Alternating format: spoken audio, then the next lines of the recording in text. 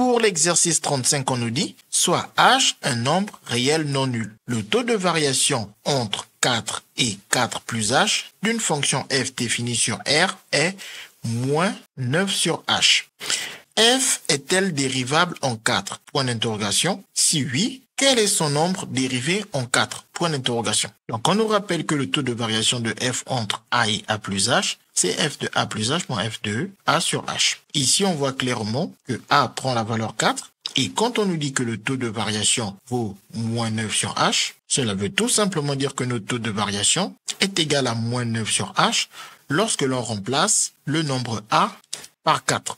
Et on nous demande f est-elle dérivable en 4? Pour que f soit dérivable en 4, il faut utiliser la propriété du cours qui dit que f est dérivable en a si et seulement si la limite de ce taux de variation lorsque h tend vers 0 appartient à R, c'est-à-dire qu'elle est en réel, donc elle est finie. Et le nombre dérivé de la fonction f en cette valeur a est tout simplement le résultat de cette limite que l'on note f' de a. Donc ici, si on veut voir si la fonction est dérivable en 4, il faut faire tendre ce h vers 0. Et comme on a cette expression avec moins 9 sur h, avec un h au dénominateur, faire tendre h vers 0 va nous faire apparaître un 0 au dénominateur.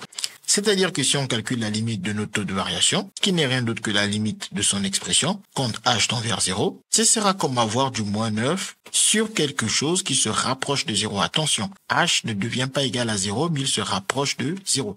Et la question c'est, lorsqu'on a moins de 9 sur quelque chose qui se rapproche de 0, se rapprocher de 0, cela nous donne quoi exactement? Déjà, on voit que plus on est proche de 0, moins on aura de chances de diviser au final, plus que se rapprocher de 0 implique l'apparition de 0 petit à petit au dénominateur. Donc pour cela, on peut essayer de faire un tableau, car on sait que cette écriture est scandaleuse.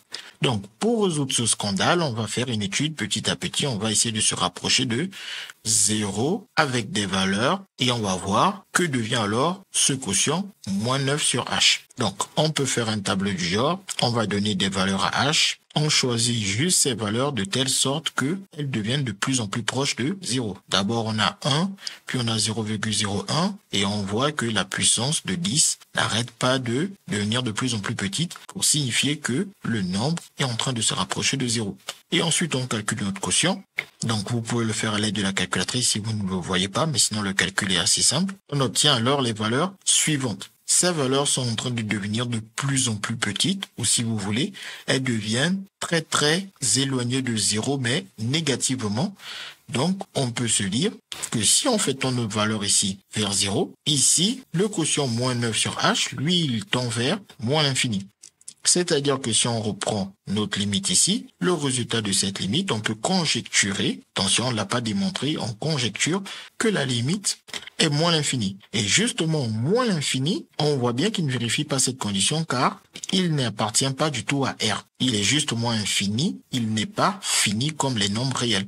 Et donc, comme cette condition n'est pas vérifiée, cela prouve que f n'est donc pas dérivable en 4. Et que donc f n'admet pas de nombre dérivé en 4. C'est QFD, ce qu'il fallait découvrir.